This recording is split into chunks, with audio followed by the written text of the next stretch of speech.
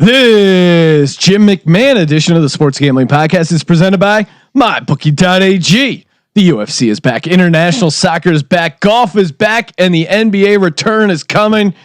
Use the promo code SGP for up to $1,000 in bonus bets. That's MyBookie.ag, promo code SGP to play, win, and get paid. We're also brought to you by our SGPN college football tournament. We're simulating a real college football playoff that you can bet on every Saturday and Sunday night in June. Just go to sportsgamblingpodcast.com/CFT for all the details. That's sportsgamblingpodcast.com/CFT. We're also brought to you by Ace Per Head.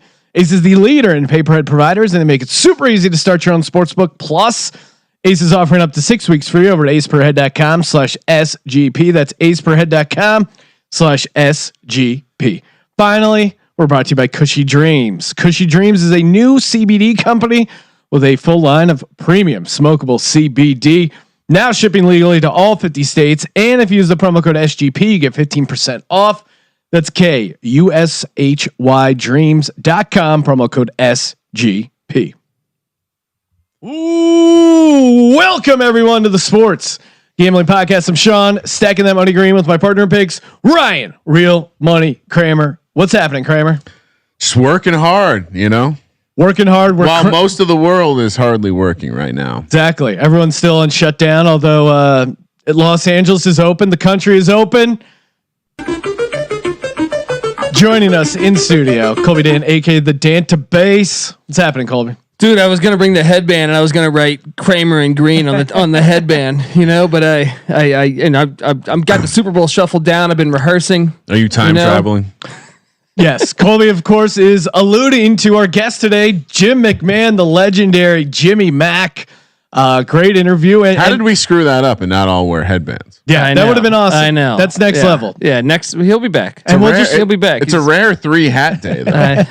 We got the tri hat look going on. Of course, check us out. Let's cross streams, guys. We're back doing in studio video. Check us out, youtube.com/sports gambling podcast. And we got an amazing, not only are we cranking out all this content, just put out the Don Beebe podcast. That was awesome. Don Beebe, of course, legend, Super Bowl champ receiver. And that was great. And Kramer and I just did our NFL season-long prop bet podcast. So many locks in there. So many locks. Back-to-back episodes with Super Bowl champs. It's really awesome. And if that wasn't enough, we just announced, and we're just finishing up the first weekend of our college football tournament, the SGPN college football tournament, every Saturday and Sunday night. We're doing simulated college football games that you can bet on. Go to sportsgamblingpodcast.com/CFT for all the info, how to bet, where to bet, roster info, that kind of data. Saturday and Sunday, we're doing the college games. Thursday and Friday, we're doing the Madden games. It's Jumbo June, tons of simulated content, and maybe we'll find the non-simulated content just as strong. UFC happening, NASCAR happening, KBO. All the content over at sportsgamblingpodcast.com for all the picks you want to make over at mybookie.ag. It's really just awesome, man. It's been a great stretch run here where everyone's like whining and moaning about sports being over and done. We're finding a way. DJ Nation, stand up. Head over to mybookie.ag. Check out that online casino. Use the promo code SGP to play, win, and get paid. Hashtag Legends Only. And just one more shout out before we get to the Jim McMahon interview. And this is perfect for Jimmy Mac. He talks in the interview about how cannabis and CBD have helped him in his recovery. CBD is a part of your routine. Check out Cushy Dreams. That's right. Shipping legally in all 50 states.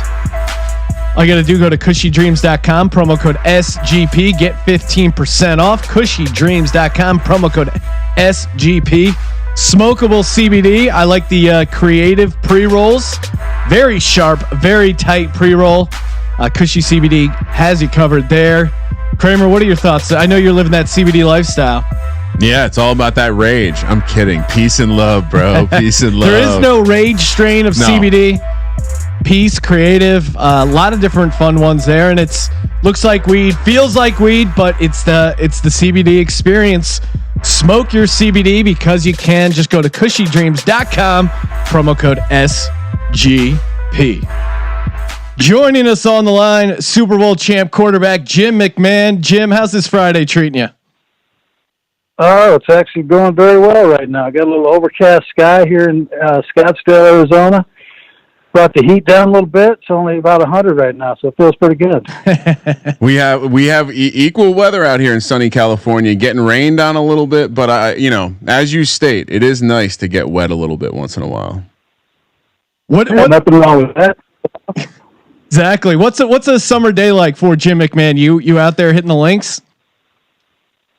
Actually, I've played I think 2 rounds of golf the last 3 months.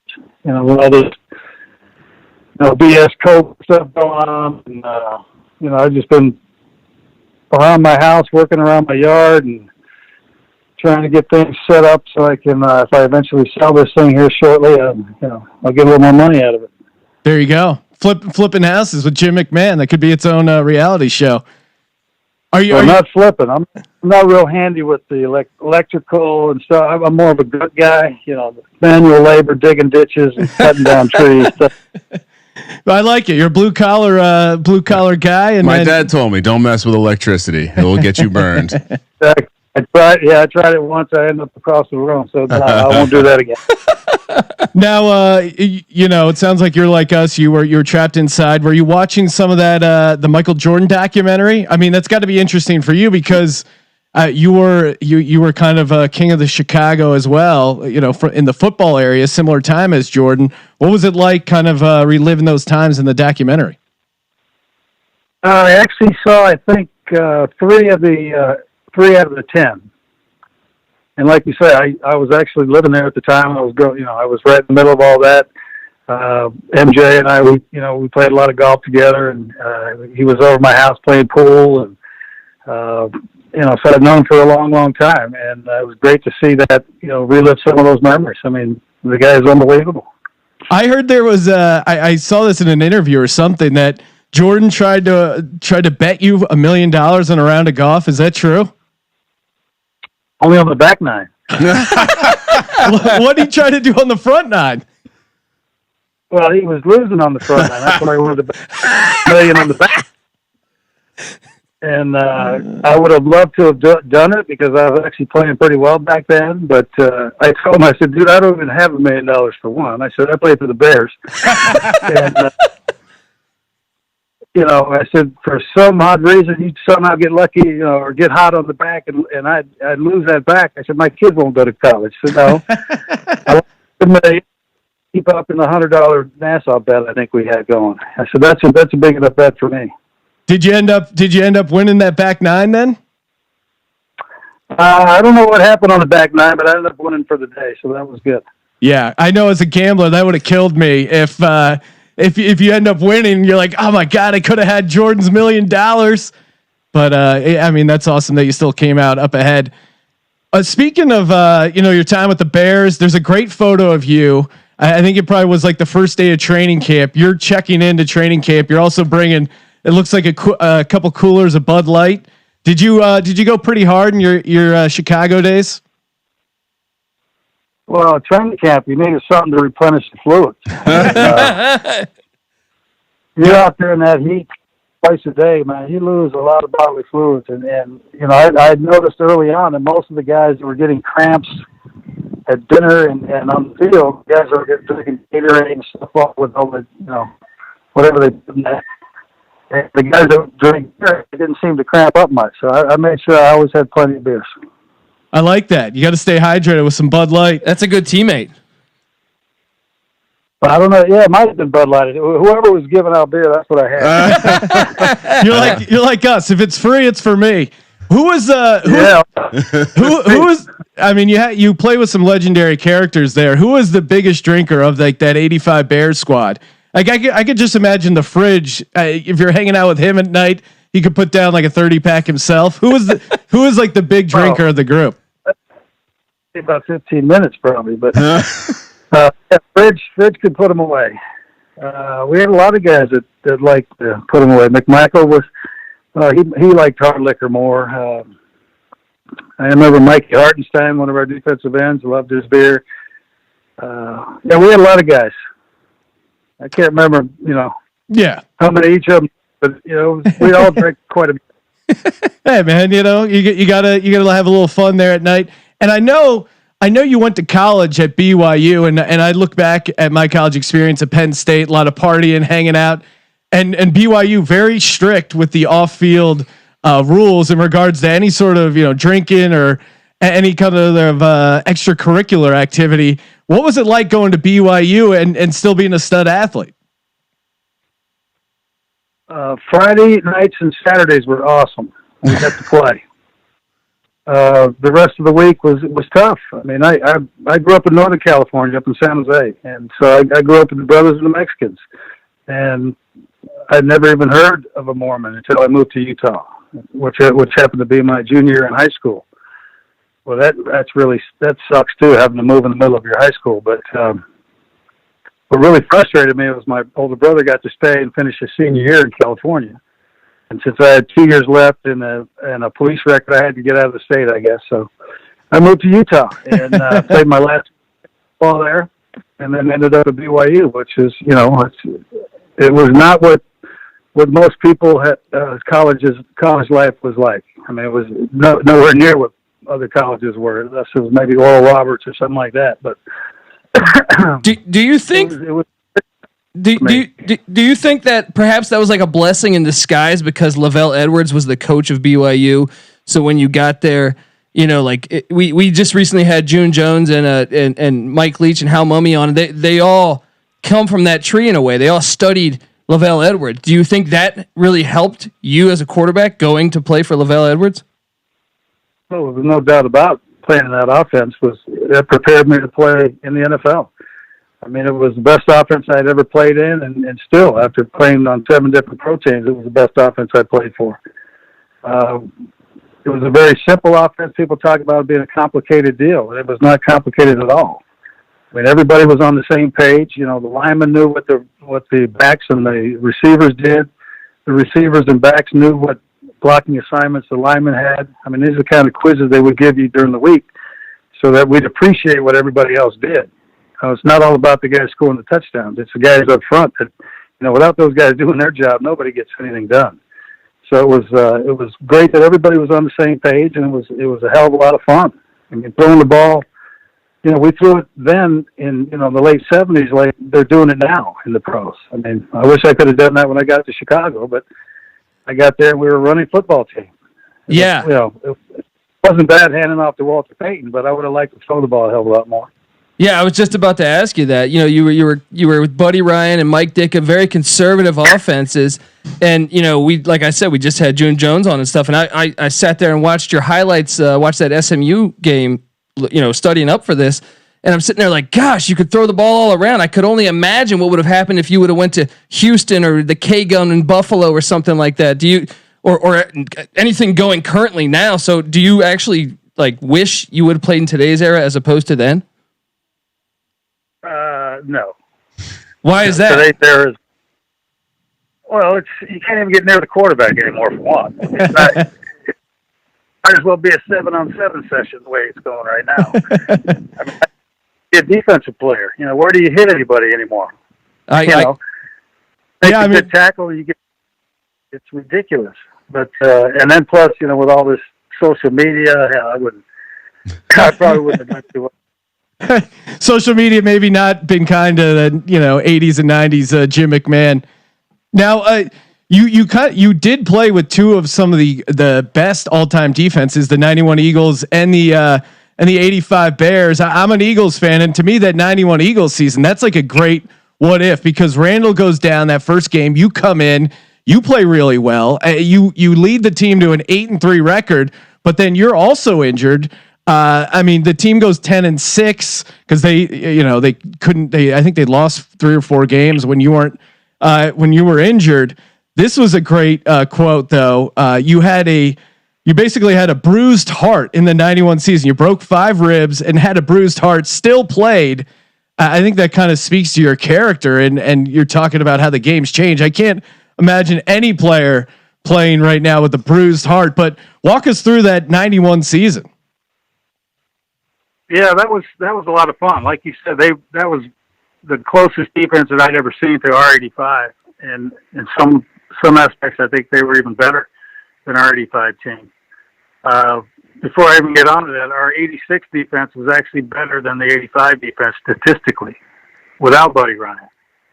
And so that should tell you what kind of players that we had in the 86 season, which we were 14-2, that people tend to forget. But anyway, 91 was, Randall goes down in the first game, and it happened to be up in Green Bay, where I love to play. Because we played against him twice a year for 7 years when I was with the Bears. We ended up winning that game and going on, and I got injured again. I blew my knee out, and then my elbow I had a torn tendon and a broken bone in my right elbow that they kept telling me was tendonitis. So I was fighting through that all year, but our defense was unbelievable. Jerome Brown, Reggie White, Seth Joyner, Eric Allen, go on and on and on. These guys were great players. If we could have helped them at all, if we win one of those games when I was hurt, we could just win one. We're in the playoffs, because I think we made the halfway point. I believe we were 3-5, and I told Richie Kotite at the time, I said, we have to win all 8 games, but we're not going. And he said, no, we win 10 games, we'll go to the playoffs. And I said, at the time, I think Washington and the Giants were ahead of us in our division. I said, they don't take 3 people from the same division. You got to win all these 8. And ended up we were 10-6, and we didn't win, or didn't even go to the playoffs. So, but yeah, they were a really fun defense to watch. Great guys, and wish we could have helped them out a little bit more. Yeah, it's unfortunate, because you're right. If you just get to 11-5 and you get in the playoffs with that defense, and with you healthy at the helm, I think that 91 team would have had a real chance to make a run at it. I always remember, though, I think 91, you rocked that black visor with the Eagles. Were you one of the first players to wear that, the face helmet visor there? I don't know if I was one of the first, but I just know that, as soon as they came out, I was getting one, because, I've had an eye problem since I was 6 years old. So anytime I can put on some shades to cover up my iris, I'm going to do that. And I enjoyed playing with that on. Made things a lot easier. They didn't know where the hell you were looking, for one. I don't think they knew where I was looking anyway, because most of the time my right eye was closed. So. Wait, you played a lot of times with your eye closed, and you just used your left eye? Well, any type of light hurts my eye, because I stuck a fork in it when I was 6 years old. It went right in the middle of my eye back and nicked my iris. My retina. And so they had to do a lot of repair work on just saving my eye at the time. And this was 1965, so the guy did a hell of a job back then just to even save it. And then over the years, I got used to playing without I had no depth perception. The right side of the field was pretty much a blur to me. And I would usually when I got hit in the pocket, it was usually from my right side, which I should be able to see. But that was my blind side. I could see the guy over my left shoulder from my left tackle, but I got hit a lot from the right because I couldn't see from the right side. But people never figured that out. I think they thought I was just BSing when I was wearing sunglasses.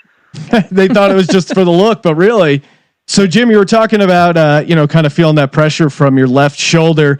You took a lot of hits over the years, and had a lot of issues with your health after the game was over. I know you've been a big advocate for using cannabis and CBD as part of your recovery.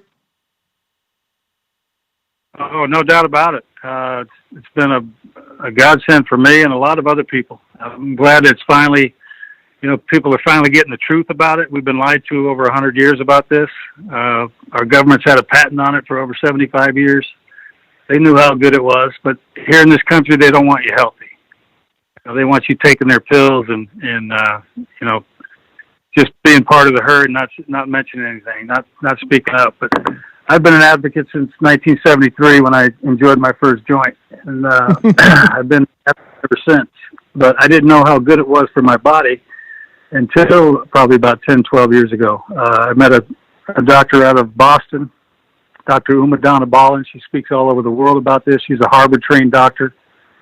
And she's taught me more about the plant and what it does to the body. And I said, Doc, all I know is it made me feel good, made me eat, made me sleep. And she said, that's what it's supposed to do. You know, we have receptors up and down our spine and in our brains for this plant. You know, we were supposed to be using this. But, you know, our government pushes their pills because Big Pharma pretty much runs this place. Yeah, I mean, it's kind of sad. Did you feel like when you went to the trainer after a game and said, "Oh, my shoulder's sore, my back's sore," would they just kind of push opiates on you? Did you feel pressure to take pain medication while you were playing? Oh, I had to take pain medication to play. I mean, there was times where, like you know, we talked about earlier. I you know, my ribs and my elbow, my knees. I mean, I had so many painkillers in before the game that I didn't feel much during the game, but after, when it wore off, it was not real pleasant. And that's the thing about those things. You know, they're very addictive. They just keep you in a fog. You know, I couldn't sleep very well. I didn't eat very well when I was on them. You can't even go to the bathroom. That's the bad part. No, yeah. Yeah. But cannabis has been, you know, this. I tell everybody, for those who believe, I said, this is God's gift to us. I mean, it's a way. That's why it's so pungent, because back in the day, people had to find it to heal themselves, and we're finally waking up here and around the world to realize how good this plant is for you. Now, as far as NFL is that they'll push all the opiates on you that you want, but to go home and try to sleep, you can't even smoke a bowl. I mean, it's ridiculous. I'm changing now too. Yeah, it is very weird, the NFL stance now, especially because in like half the states it's legalized and still it's illegal in the NFL, and they're still just kind of staying true to the opiate angle. What do you think the NFL can do to kind of put players in a better spot when it comes to CTE and being able to treat their body? Well, they're always telling the players you're responsible for what you put in your body, right? Some guys get suspended for something that was in a cough medicine or something like that, something ridiculous. But they don't test for the opioids that they pass out all the time. But what they're doing, I mean, the awareness is a lot more out there. You know, they got the little tent they bring guys. I don't even know what the hell they do in the tent. Hang out, throw a little party in there. Yeah, it's just I don't even know what their protocol is. So, but they are trying to protect people. But it's a violent game, and people are going to get hurt. And it's just, I was just saying, hey, you just take care of the people that have played the game, that have made the game what it was. The NFL was struggling back in the early '80s, and I think hear this a lot. The Bears in the mid to late '80s really captured a lot of people around the country and kind of brought football back. And to where it is now, these guys, I went through 2 strikes, and these guys are making $100 million a year now. So it's nuts that they just don't take care of the guys that made the league what it is. Yeah, once you're out of the league, you're on your own. You got to get your own insurance or this and that. And I couldn't even get insurance for the first 10 years I was out of the league, because every part of my body was excluded. So if I would have bought it, I couldn't even have paid for it. So I had to go 10 years without a surgery. And as soon as that 10-year period ended up, I got my knee done and my shoulder done again, because I couldn't sleep at all. Now, in your estimation, obviously the NFL has had some egregious oversight when it comes to the way they take care of their former players. But do you think, obviously the NFL is at fault, but how much of this falls on the players' union? I think a lot goes there too. I remember talking to Roger Goodell and Mr. Smith, I believe it is. Yep. Quite a few years back, right after I'd first seen the doctors that I'm still seeing back in New York, about my head and about my neck, and telling them about the concussion issues. And I said, every player and every team should be listening to this guy. And as soon as and they said, well, where did he practice this and that? What is he? Is he a neurosurgeon? I said, no, he's a chiropractor. And the conversation stopped. He said, oh, no, we just paid Harvard $100 million to do this study. I said, yeah, a study this guy's already done for 25 years. And this guy speaks all over the world. And, they told me over the phone, these are the guys that found me. I didn't find them. After that Sports Illustrated came out when I was on the cover. And they said, come to New York. We think we know what's wrong with you. And sure enough, they sat me down, explained to me what they thought was wrong. And as soon as they put me in the MRI, their conclusions were correct. I had stoppages in my neck and in my head that were not allowing my spinal fluid to flow properly and was backing up.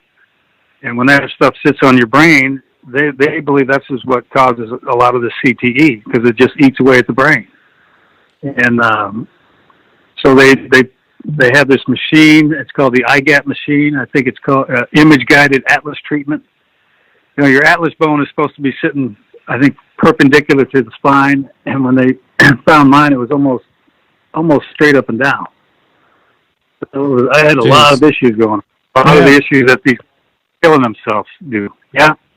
Well, yeah. I mean, it's good to hear that. I mean, you certainly sound like you're on a healthier track right now, and that's great to hear. I think I was always a big fan of was not only the way you played the game, but you kind of brought a sense of humor, and I think a lot of other fans enjoyed that. One incident in particular, you got I think you got fined like $5,000 for wearing an Adidas headband. The then commissioner Pete Rozelle fined you $5,000, and then the next week, instead of not wearing a headband, you wore a headband without a logo, but instead Rozelle written on the headband. What was that like? Well, I was pointing out the ridiculousness of the fine, for one. I've been wearing that headband for a while.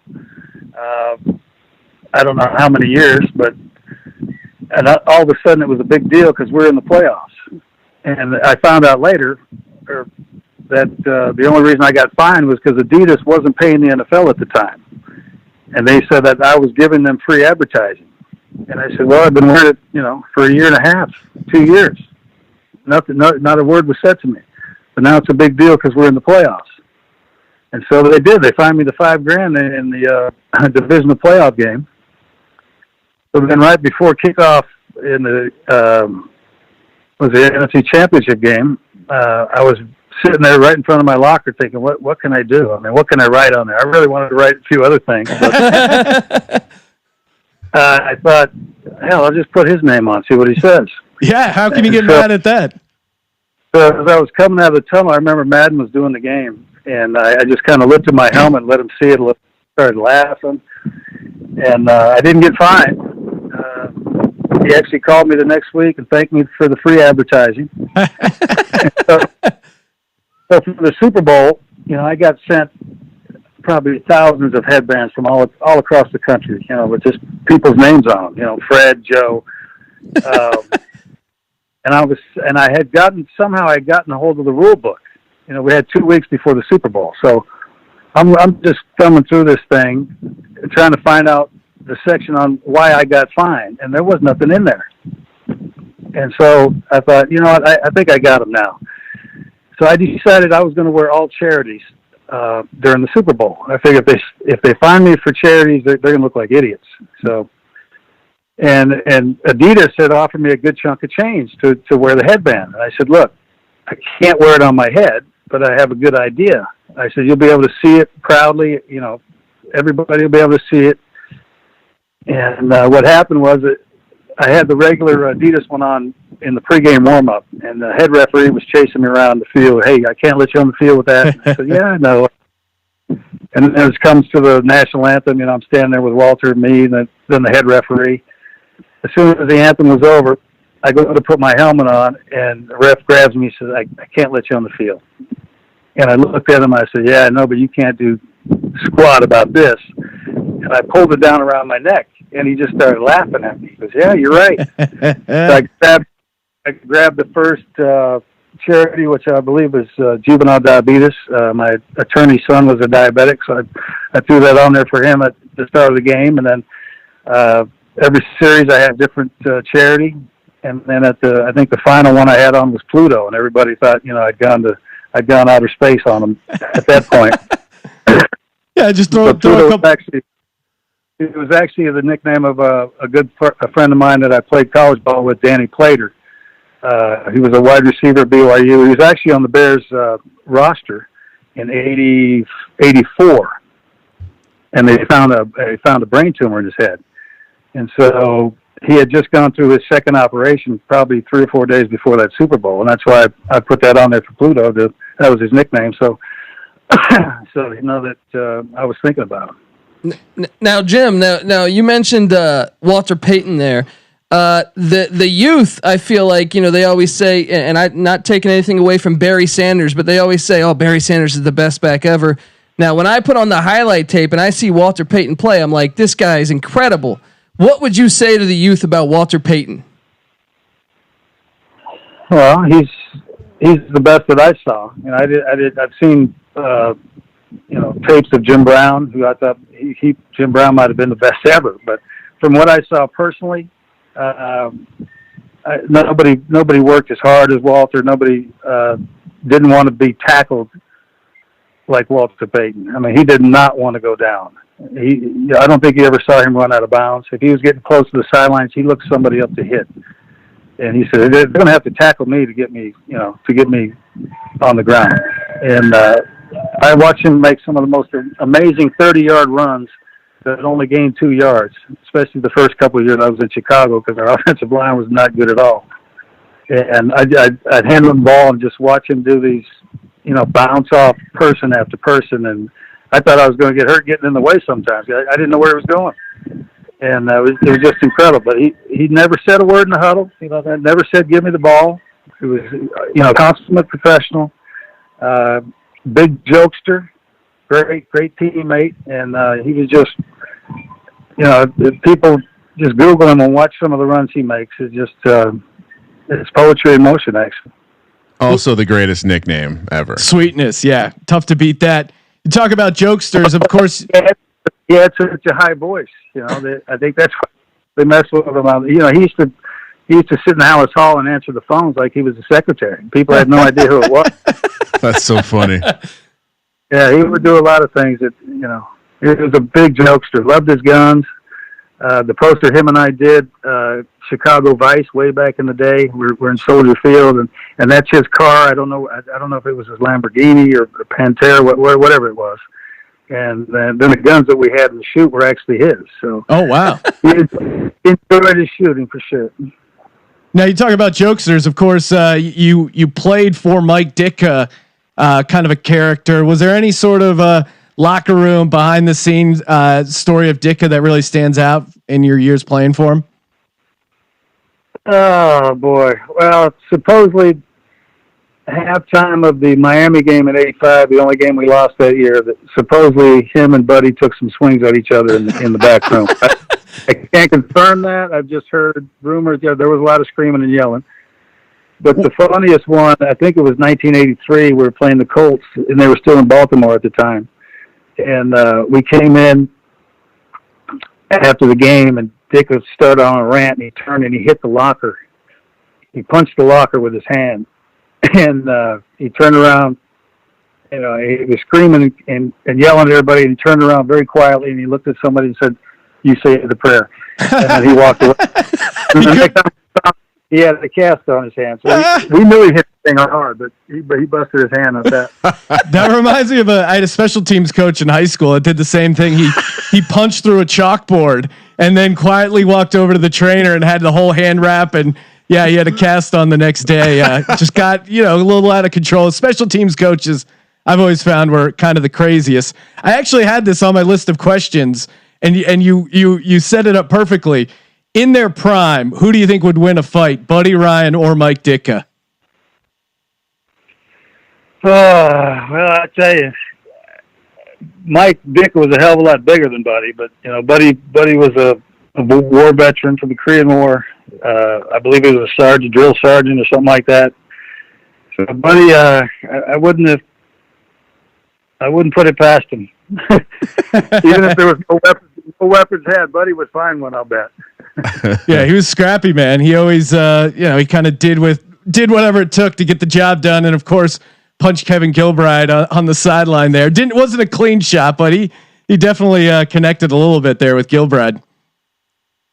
Well, he was a little upset as he should have been. I mean, those guys, all they got to do is run the ball every play for the next 2 quarters, and they win that game. But that's what Buddy was mad about, I guess. Yeah, just super fired up. Yeah, I mean, I saw this other as far as like interesting anecdotes. Your time down at the Chargers. I'll let you kind of tell this, but there was a story involving a center, and you kept saying like, "Hey, we got to use the shotgun. We got to use the shotgun." They wouldn't. They kept wanting you to go under center. Something happened, and you were eventually able to use the shotgun. Can you walk us through this one? Well, we never did get to the shotgun, but what happened, Dan Henning, our head coach, had just come from the Redskins in Washington, and they didn't believe in the shotgun at the time. Joe Gibbs was not a big fan of it. And, I always loved it to get away. That way the lineman could not step on my feet if I was 5 yards back. And then, so I can't even remember who we were playing, but it was a rookie center, a hell of a player. But he was also on the kickoff return team. So they're kicking out to us. I don't know if there was a run back or it was fair caught or we get it up to 20. I can't remember. But as I'm coming into the huddle, the center grabbed me and he says, "Hey, I'm sorry, but if your hand starts to smell, it's because I just crapped my pants." I just turned around, started walking to the sideline. I burned a timeout. It gave me the start. And Henning, of course, was upset, yelling up and down at me. And I said, "Look, this is exactly why we need the shotgun formation. You boy just had an accident, and I'm not sticking my hands in there for a while. So until he cleans it out." And so he left the game. Didn't even go to the locker room. I guess the trainers, circle around the towels, and he did his business, and he ended up coming back in the game. But I tell you, my hand stunk for about 2 weeks after that one. Oh my God! I mean, this is why you have Jim McMahon on. You get some of these stories they don't normally have in the NFL films. This wasn't in the Sports Illustrated article. Real quick, your thought on the 2020 Bears? I know they brought in Nick Foles. Any sort of thought as who the Bears should start when it comes to either Trubisky or Foles? What would you do if you were coaching the Bears? That's what I'm doing. I'm not a coach. I mean, I wouldn't. Those guys have a thankless job, man. I like what Coach Nagy's doing up there. I think they got a hell of a team. They're young. They got a lot of talent, and I think Foles is really going to help them, whether he starts or not. His experience. He's already won a Super Bowl, so he's been around. Yeah, he's been in that offense. It was the same offense that he had in Philadelphia. Peterson came from Kansas City, as did Nagy under Andy Reid, my old center in college. I'm not center; he was my tackle in college.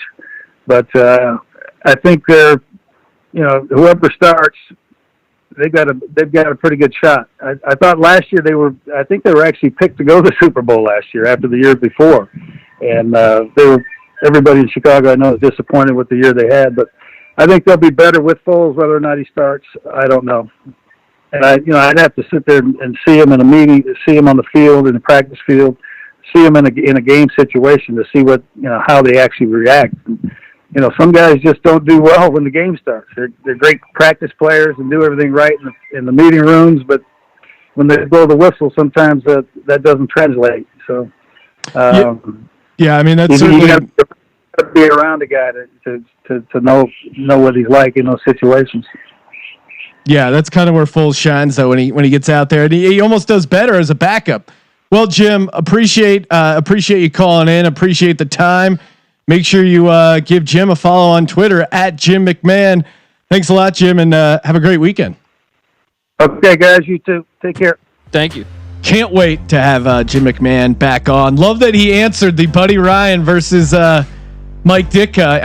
I think that's how I expected the answer to go. Ditka has the size and the reach, but you don't underestimate Buddy Ryan and his scrappiness. Fought in Korea. Yeah. You think guy who fought in the Korean War is going to be scared of Mike Ditka? No, thank you. It's a little like the Doug Marrone, Jalen Ramsey conversation, right? Like Jalen Ramsey, active NFL player, but Doug Marrone, massive human being. Yeah. Giant dude. All right, before we wrap things up here, want to give a shout out to Ace Per Head. That's right. Think about starting your own sports book, starting your own business. The economy's back. Jobs are back. The stock market through the roof. Perfect time to start your own sports business. All you got to do is go to aceperhead.com/SGP. Get set up. Get ready to go. NBA is going to be going live here. NFL right around the corner. You can even take NFL future bets. I have a friend who uses this, Ace Per Head, locally. Loves it. It's very easy to use. He's not a huge computer guy, much like Colby Dent. Not a huge computer guy, but he can even use aceperhead.com. It's just that easy. And use our link, aceperhead.com/SGP. Get up to 6 weeks free. aceperhead.com. Man, that was it's tough. How would you power rank the stories in the Jimmy Mack interview? To me, the center who shit his pants has to be up there. And I wanted to drop in with that is a disgusting act. But I knew when you're doing an interview on cell phone, it's tough to crowbar in some sound effects. I just love how it's a guy that, obviously he's suffered some injuries and we went through that in the interview, but I think he still would prefer to play in the old school NFL. No CTE here, Sean. Well, I do like his. You're right. I mean, the dude played with a bruised heart, and I think when you play with a bruised heart, you get your ass kicked. It's the same way like if you're in a fraternity, right? If you got hazed and then you see the next class come up and they're not getting hazed, you're like, what the hell? I thought we were all supposed to get hazed. And he brought up a great point too, where he was talking that he went through 2 different strikes so that these guys could get these huge contracts. Yeah. So he's fine with them getting paid, I think, but hook them up. Yeah, but also get your ass kicked so we can still watch a fun, exciting physical game. And I've never really heard this discussed, and I don't want to dive into the union versus the NFL, but why has the players union never solved this problem by matching what the NFL is contributing? Like, why have they're making hundreds of millions of dollars? Dudes like Jim McMahon are clearly affected. Although, look, I love him. I love this man because he is he's an advocate. He's and he sounds like he's doing a lot better too. Because shit, because he's not taking those opiates, Sean. Look, we've seen people around us struggle with opiates before. It's not cool. Now, me, I'm laughing, thinking of the person. Well, yeah, there's a couple people, but I think we're thinking of the same person. But there's also just that, I don't know. Jim McMahon, productive member of society, loves weed. Dude, he's like Ryan Kramer, productive member of society, loves cannabis. Loves that cushy. Coincidence? But no, I don't. Between him and Theismann, man, we got like 2 quarterbacks. I always say, like, dude, nowadays quarterbacks pussies. Like Theismann last to wear the face mask. Jim McMahon didn't slide. I miss that. He played with a bruised heart. Yeah, his rib cage was so broken it damaged his literal heart. That is a quarterback. That was awesome. Is a quarterback. That's a leader of your team. And that 91 season when I was a kid, that was just so heartbreaking because he's right. Like that defense, and I kind of led him with the question there. I'm like, that was greatest defense of all time, right, Jim? Say it. And he's like, yeah, it was. But I mean, even sometimes you just got to do that. Right? The third string guys behind McMahon were so horrible. If one of those guys could have pulled out one victory for that defense, that 91 defense, you didn't want to face that team in the playoffs. Listen, Sean, when you're the host of the podcast, you get to ask the personal questions. I mean, do you think anyone else gave a shit if Bud Foster said, yes, we would have beaten USC because Xavier Deebe was shutting down Reggie Bush other than me? No, of course not. But I still wanted to hear him say it. That's flexing the rank, right? I thought you were going to bring up you crowbarring in your Madden second place team using Jim Morris. I wanted to give him credit. He was my coach. Although, I mean, candidly, anyway, we're getting down the wrong path. Let's move on. Let's get back to Mr. McMahon. No, McMahon was awesome, and big thanks to Colby helping out with these guest bookings. Office manager Colby. Hey man, let's keep it up, man. And of course, tune in. We're going hardcore in the Sims in June. Thursday, Friday, Madden Sims. Saturday, Sunday, college football Sims. Got the college football tournament going. It's all happening. So much football content.